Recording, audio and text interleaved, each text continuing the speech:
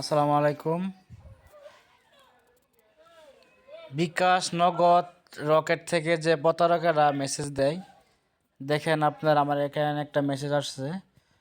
তো এই যে একটা নাম্বার থেকে, এটা নগদ, এই নিচে একটা নাম্বার থেকে মেসেজ আসছে আমার, এই যে দেখেন এই মেসেজটা হলো ক্যাশ ইন রিসিভ অ্যামাউন্ট টাকা এত 15,300 টাকা মুক্ত নিয়ে দিছে এখানে। তো এখানে দেখেন এই যে একটা নাম্বার থেকে শুধু এই মেসেজটা আমাকে দিছে। তো দেওয়ার পরে তো আমি তখনই ভাবছি যে আমার তো এই প্রতারক যদি মেসেজ দিছে, তাহলে তো নিশ্চয়ই আমার ফোনও দিবে। তো মেসেজটা আর পরে আমি চেক করলাম, মেসেজটা দেখি যে এভাবে দেওয়া। তো দেওয়ার পরে আমার কিছুক্ষণের মধ্যেই আমার ফোন দিছে, দিয়ে বলতেছে যে ভাইয়া আপনার ফোনে তো আমার ছোটো বোনকে ছোটো ভাইকে বসাইছিলাম দোকানে। তো আমার ছোটো ভাই বলে আপনাকে কিছু টাকা পাঠিয়ে দিয়েছে বলে ভুল নাম্বারে। তো পরে বললাম যে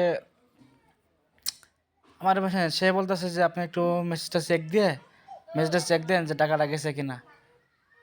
তো আমি পরবর্তীতে আবার ফোন বলছি, ঠিক আছে আমি মেসেজ চেক দিই, আপনি একটু পরে ফোন দেন।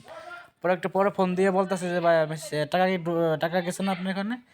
ও টাকা গেছে, ঠিক আছে। তো আপনি টাকাটা এমনি দেখাচ্ছে, কিন্তু টাকাটা আটকে আছে। টাকাটা আপনার সিমে ঢুকে না এখনও, কিন্তু টাকাটা আটকে আছে। টাকাটা পাঠানো হয়েছে, কিন্তু টাকাটা এখন ঢুকে নেই আপনার ফোনে। তো এই জন্য আপনাকে কিছু কাজ করতে হবে। যদি কিছু কাজ করেন তাহলে টাকাটা আপনার ফোনে ঢুকবে, ঢোকার পরে আপনি আবার ব্যাক করতে পারবেন, টাকাটা আমাকে দিতে পারবেন।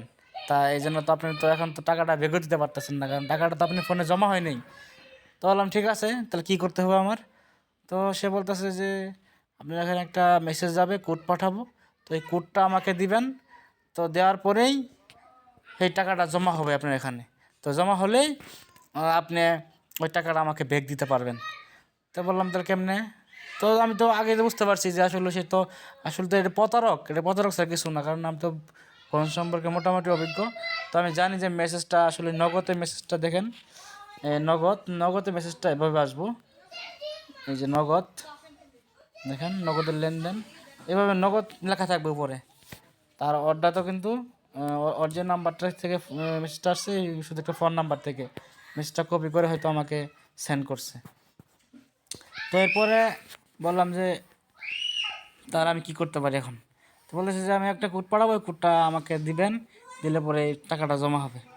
তারপরে বলতেছি যে ভাইয়া আপনি কি আর মানুষ পাইলেন না, আপনি আমাকেই পাইলেন?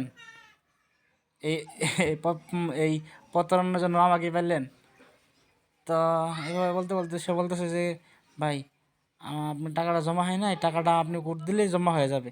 ঠিক আছে বললাম ভাই আমি কিন্তু ফোন সম্পর্কে অভিজ্ঞ, আপনি যেটা বলতেছেন এটা কিন্তু এখানে নগদের থেকে মেসেজ টাকা আসলে কেমন বা বিকাশ থেকে আসলে কেমন দেখায়, আর আপনি যে মেসেজটা পাঠাচ্ছেন সেটা কেমন দেখাচ্ছে, সেটা তো আমি বুঝি। তো সে তো বুঝতে পারছে যে আমার প্রতারণা ধরে ফেলছে। পরে সে ফোনটা আসলে কেটে দেয়। তো হয়তো আমার ক্ষেত্রে এরকম হয়েছে, অনেকের ক্ষেত্রেও এরকম হয়, কিন্তু কেউ কেউ না বুঝি তার যে কোডটা পাঠা সেই কোডটা আবার ওকে বলে দেয়, দেওয়ার পরে আপনি বিকাশ, নগদ, রকেটে যত টাকা থাকে তারা এই টাকাটা হাতিয়ে নেয়। তো এই জন্যই কোনো মেসেজ আসলেই, এভাবে কোনো মেসেজ আসলে তাহলে তাকে কোনো কোড বা কোনো শেয়ার করা যাবে না। শেয়ার করলে সে আপনি নগদ, বিকাশ, রকেট থেকে সব টাকা সে উঠায় নিতে পারবে এখান থেকে।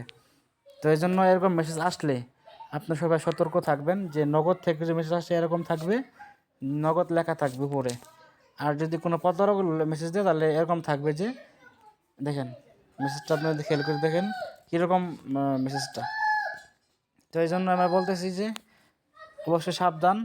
কেউ যদি ফোন দিয়ে কোনো কোড কোনো কিছু তাহলে না দেওয়ার জন্য সবচেয়ে ভালো। থ্যাংক ইউ, ভালো থাকবেন সবাই। আসসালামু আলাইকুম।